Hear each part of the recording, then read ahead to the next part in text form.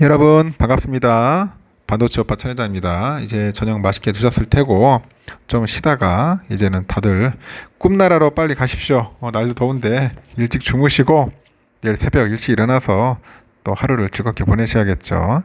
뭐 휴일이라고 해서 늦게까지 주무시지 마시고 좀 움직이세요. 이제 날씨도 조금씩 풀리는 것 같아요. 한때 막 그렇게 덥더니 이제 더위가 조금씩 이제 사그러드는 것 같습니다. 이렇게 하루가 참 흥미로웠고 한 주가 아주 스펙타클했습니다. 아주 재미없는 한 주였어요. 누구 말대로 8월달은 주식 투자하기가 가장 힘든 달이 아닌가 하는 생각이 드네요. 8월달에 또 안 좋은 소식들도 많이 들리고 해가지고 많은 분들이 참 힘들어했던 것 같습니다. 중국에서는 그 그림자 금융의 위기가 지금 있는 가 봐요. 그림자 금융의 위기. 야, 이게 하여튼 금융 불안이 이제 수면 위로 부상했다고 뭐 그런 이야기들을 합니다. 뭐 블룸버그 통신인가 그 여기서 얘기를 하는데 하여튼 금융 위기가 올 것 같다. 이 그림자 금융은 그 은행처럼 신용을 창출하면서도 은행과 같은 규제는 받지 않는 그런 금융 기업이나 그런 금융 상품을 일컫는데 중국의 그림자 금융 규모는 총 3조 달러 되는가 봐요. 3조. 이 3조 달러의 수준이고 약 우리 돈으로 4천조예요. 4천조. 이 4천조 원으로 알려져 있다. 엄청납니다. 그래서 일주일 전만 해도 거의 주목받지 못하던 그 자산 관리 회사 있죠. 쭝즈. 이 쭝즈 그룹이 이제는 중국의 그 취약한 금융의 상징이 됐어요. 근데 투자자랑 기업, 그 소비자 간의 그 신뢰도 아주 급속히 현재 추락하고 있다고 보시면 될 것 같습니다. 이 관리 자산의 1조 위안 이상 규모의 그 쭝즈 그룹과 함께 계열 신탁회사들은 고객 수천 명에 대한 현금 지급을 중단을 했어요. 그리고 현재 집중적인 조사를 현재 받고 있다. 그런 이야기들도 하고 있습니다. 이렇게 사태가 확산할 수 있는 그 중대한 일이죠. 이 중대성 때문에 중국의 당국들이 이 태스크포스를 구성을 했어요. 그래서 쭝즈그룹은 구조조정을 위해서 회계 컨설팅사의 KPMG와 뭐 계약을 맺었다고 합니다. 이 쭝즈그룹의 유동성 위기 소식의 고객들은 그 항의 시를 합니다. 항의 시를 하고 중국 자산의 폭락과 그 위안화 가치의 16년 만에 최저치 근접 등이 이어졌어요. 큰일이죠. 지금 보니까. 그래서 어느 뭐 매니지먼트에서도 그래요. 쭝즈그룹의 미래가 아니라 그 미지급 자금이죠. 이게 늘어나다 보니까 문제가 커질 거다. 중국에 대해서는 이제 신뢰의 위기다. 신뢰의 위기라고 합니다. 솔직히 중국을 누가 신뢰를 하겠습니까? 신뢰의 위기다. 쭝즈그룹이 대주주로 있는 그 이 쭝룽 국제 신탁은 중국 10대 그 신탁 회사랍니다. 신탁 회사인데 개인 투자자들하고 기업들의 그 자금으로 주식하고 채권 등에 투자하고요. 일반 은행에 접근할 수 없는 회사에다 대출도 합니다. 대출도 해준다. 하지만 최근에 만기가 된 상품의 투자자들에게 현금 상환을 하지 못했어요. 그리고 10여 개 이상 상품에 대한 지급도 연기한 상태고 정보 제공업체 유즈 트러스트에 따르니까 이 쭝룽은 올해 만기 예정인 총 395억 위안 우리 돈으로 약 7조 2천억 정도 되는데 이 규모의 상품 270개를 보유하고 있답니다. 270개를 보유하고 있더라. 블룸버그 이코노미스트의 분석을 보니까 중국의 신탁회사들은 잘 드러나지 않은 채 운영이 되는데 중국 전체 대출의 거의 10%를 차지를 하고요. 이 쭝룽도 총 자산이 6,290억 위안 그리고 우리 돈은 한 115조 되는데 이 중에 한 670억 위안 정도가 부동산 부분에 투자된 거예요. 한 12조 3천억 정도를 부동산에 투자를 했더라. 파이낸셜 타임스에 따르니까 소위 그 신탁 산업으로 언급되는 2조 9천억 달러 규모의 그림자 금융 시장에서 쭝룽은 아주 주요 기업 중에 하나예요. 하나. 이 쭝룽 같은 신탁 회사들이 자금을 유치하기 위해서 연 6에서 8% 이자를 제시를 합니다. 이는 다른 은행이 유사 상품에 주는 이자의 한 배 수준이야. 배로 주더라. 이들 회사는 과도하게 부동산에 노출이 됐고 이 부동산 침체는 이 쭝룽과 같은 신탁 회사들에게 현금 경색을 불러일으키는 거겠죠. 그래서 유즈 트러스트에 따르니까 올해 7월 말까지 약 440억 위안, 8조 원 정도 되는데 이 정도에 달하는 106개의 신탁 상품이 이제 디폴트 상태가 될 정도로 신탁업계에 문제는 새로운 것이 없다. 아이고 엄청나죠. 그냥 뭐 디폴트 많이 될 것 같아요. 파산이죠. 뭐 거의 뭐 일종의 뭐. 하지만 그 증주의 규모가 우려를 증폭시켰다고 블룸버그 통신은 전하는데 홍콩의 그 사우스 차이나 모닝 포스트에서도 중국의 그림자 금융 산업을 흔드는 유동성 위기가 더 넓은 금융 분야의 위기를 촉발하고요. 이미 약화된 중국 경제에 도전이 될 거라는 그런 우려도 이제 제기가 되는 것 같습니다. 베이징 투자에서 젠슨앤코 애널이 그래요. 중릉의 문제는 중국 정부가 부동산 분야에 대한 규제를 이어가면서 컨트리 가든과 같은 그런 부동산 개발 업체가 직면한 현금 경색 심화의 파급 효과로 볼 수 있다고 하죠. 그 문제가 있는 부동산 개발 업체에다 자금을 지원하는 그 중릉의 사업 모델은 사실 중국 신탁 회사들에게는 꽤 일반적이라고 합니다. 뭐 중릉이나 다른 대형 그 자산관리사의 붕괴는 중국 그림자 금융 시스템에 대한 그 투자들의 신뢰를 해치고요. 상대적으로 건전한 재무제표를 가진 다른 신탁 회사들에까지도 부수적인 피해를 입힐 수 있다고 합니다. 이에 따라서 중릉 상품에 노출된 개미들, 개인 투자자들은 자산 감소에 직면을 했고요. 이미 부채 문제에 시달리는 지방 정부들은 경제 지원책을 시행하는데 더 많은 장애물에 직면하는 등 신탁 산업의 유동성 위기가 이제 광범위한 영향을 미칠 수 있다고 지적을 하는 겁니다. 그 한편 그 중국의 인민은행은 추가적인 통화 그 완화의 그 신호를 보냈는데요. 시장에서는 지급 준비라고 정책 금리의 인하를 기대하고 있다고 이제 블룸버그 통신이 전하죠.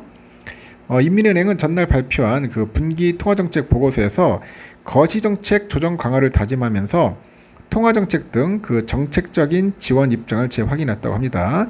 또 위안화와 과도한 그 하락을 막겠다는 의지도 이제 드러낸 거죠. 이와 관련해서 골드만삭스는 보고서에서 인민은행이 다음 달에 지급 준비율을 0.25%포인트 인하할 것으로 전망을 했고요. 또 4분기에도 그런 같은 규모로 지급 준비율을 더 낮추고 금리도 0.1%포인트 인하할 것으로 내다봤다고 합니다. 시티그룹도 인민은행이 곧 지급 준비율을 0.25%포인트 낮출 것으로 예상을 한 거죠. 계속 낮추는 겁니다. 지급 준비율을. 낮춰야 돼. 이제 중국에 빵 터지면은 이제 골로 가는 거야. 또 이제 많은 기업들이 또 자빠지는 거죠. 하여튼 흥미롭습니다. 이런 상황들이 빨리 좀 해결됐으면 좋겠는데 도대체 우리 시진핑 형님은 도대체 뭐 하고 계시는지 어디 처박혀 있는 건지 아니면 포기를 한 건지 참 깝깝하죠. 이 차이나 리스크가 없으면 좀 괜찮았는데 하필이면 또 이런 상황에서 또 이렇게 하니까 참 깝깝하네요. 그리고 올 들어서 2차전지 투자 열풍을 주도한 개미들이 최근 들어서 또 2차전지 대장주 에코프로 주식을 또 연일 매도를 하고 있네요. 매도를 하고 있고 개미들은 매도하고 있어요. 이제 개인 투자자에 앞서서 차익 실현에 나선 외국인과 기관애들이 이런 또 매도 물량을 또 받아내고 있습니다. 개미들은 오래 못 버팁니다, 여러분. 진짜 외국인들이 사는 거야 또. 하여튼 외국인들은 지난달 19일부터 이날까지 한 달 동안 에코프로 BM 주식을 한 총 6,820억 정도 순매수했다고 하더라고요. 이가간에 또 외국인들이 순매수 종목 1등이고 순매수 2위 종목은 에코프로죠. 외국인들이 총 5,799억 정도를 쓸어 담았어요. 같은 기간 외국인은 에코프로 HN도 293억 정도 사들였고 최근에 한 달간 외국인이 에코프로 삼형제 종목을 1조 한 3천억 정도 매집을 했다고 합니다. 기관애들도 한 달간 에코프로를 1,593억 정도 순매수했고요. 이 기간 순매수 3위 종목이네요. 그래 에코프로 BM하고 에코프로 HN도 뭐 1,588억, 176억 정도 담았다. 이제 개인들의 움직임이 정반대예요. 최근에 한 달간 개미들은 순매도 1위 종목은 에코프로 BM이더라고요. 총 8,203억 정도를 팔아치웠네요. 순매도 2위가 또 에코프로도 7,350억 팔았고요. 같은 기간 에코프로 HN도 449억 정도 순매도했고 최근에 주가 흐름이 지지부진하니까 그냥 차익 실현하고 떠나는 것 같습니다. 증권가 애널들이 그래요. 앞붙어서 고평가 의견을 내고 고평가 그런 의견을 내는 종목에 외국인하고 기관애들이 몰려드는 건 참 이례적이다. 지들이 고평가를 것은 지들이 사고 있어.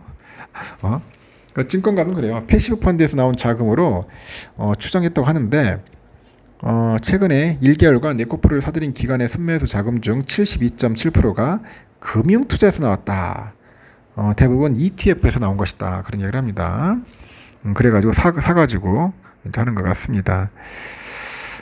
일단은 한번 봅시다. 이제 어떻게 주가가 또 흘러가는지 한번 봤으면 좋겠고요. 요즘 또 개미들이 또 중요한 게 뭐냐면 또 한탕을 노리는 개미들이 증가한다네. 한 방을 노리는 개미들이 급증하고 있다. 2차전지 관련주 광풍이 이제 사그라들다 보니까 이제는 또 최대 4배의 수익을 노리고 이제 빚으로 코스닥 지수 하락에 배팅하는 인버스 ETF에 개미들의 자금이 대거 몰려요. 요즘. 그 투자 전문가들도 중국 경제 붕괴에 대한 우려가 있죠. 환율 급등 등으로 주식시장의 변동성이 어느 때보다 확대되는 상황에서 신용대출을 낀 한탕주의를 경계해야 한다. 그럽니다. 한탕주의 경계를 하자. 금토업계에 따르면 전날 기준 유가증권 시장에서 신용거래 잔액 수량이 가장 많은 종목이 코덱스 150 선물 인버스예요. ETF인데 이 ETF가 순자산 총액만 1조 원이 넘어요. 코스닥 지수 하락에 돈을 거는 인버스 상품 가운데 규모가 가장 크다고 합니다. 이 ETF의 신용융자 잔액 주식수가 최근 들어서 급증하는 흐름을 보이네요.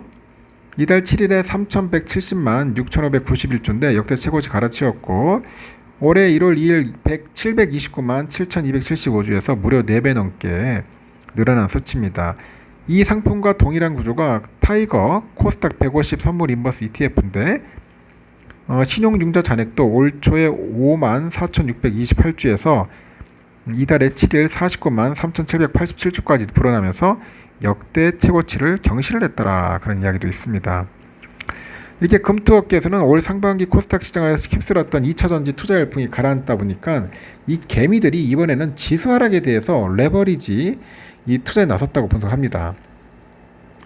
지난달까지 에코프로 그룹주에만 코스닥 신용잔액이 40%가 이제 몰리다가 최근에 2차전지 관련주의 주가가 조정을 받다 보니까 반대로 지수 하락에 그 자체 배팅하는 것 같아요. 실제 2차전지 대장주 에코프로나 에코프로 BM이 이날 합계 시가총액이 장중에 최고가를 찍었던 7월 26일 77조 1984억 원에서 이제 18조 원가량 증발해가지고 59조 3474억 원에 불과를 했습니다. 전문가들은 무엇보다도 개미들이 인버스 ETF에 주목하는 이유로 다른 상품보다 유독 큰 레버리지 효과를 꼽아요. 이 거래소 규정에 따라서 이 신용으로 매수할 수 없는 곧버스보다 2배 넘는 수익률을 추가할 수 있다고 합니다. 예컨대 투자자가 NH투자증권을 통해서 코덱스 코스닥 150 선물 인버스를 신용융자로 매수할 경우에는 총 금액의 45%에 달하는 그런 보증금의 절반만 현금으로 지불하면 돼요. 나머지 절반은 주식 대용으로 메울 수 있고 이 담보로 제공할 만큼 주식을 확보하고 있다면 실제 보유한 현금의 4.44배에 달하는 주식을 매수할 수 있다는 거죠. 이렇게 전문가들은 현재와 같은 변동성 장세에서 빚까지 내가지고 투자를 할 경우에는 손실이 눈덩이처럼 불어날 수 있다고 합니다. 이렇게 고수익을 낼 수 있는 만큼 위험성도 크다는 거 알아야 됩니다. 하이 리턴 하이 리스크인가요? 현재 코스닥 지수의 하방에 압력이 큰 것은 사실인데 주가 방향은 언제든지 뒤바뀔 수 있다고 합니다. 지금같이 변동성이 큰 시장에서는 아무리 수익률을 키울 수 있어도 보다 신중하게 투자 판단을 내리는 게 중요하겠죠. 그래서 요즘 상당히 좀 조심해야 돼요, 여러분. 또 좀 빠진다고 해가지고 이때다 싶어서 레버리지 이렇게 해가지고 여기다 인버스까지 들어가는 거야. 인버스. 하여튼 인버스짜리도 2배야. 그런 거 하시면 안 하셨으면 좋겠습니다. 하여튼 여기까지 하겠습니다. 참 힘든 시기를 보내는 것 같습니다. 여러분이라도 저라도 정신 똑바로 차리고 잘 살아남았으면 좋겠습니다. 편안하게 주무시고 내일 새벽 6시에 뵙도록 해요. 여러분 굿나잇.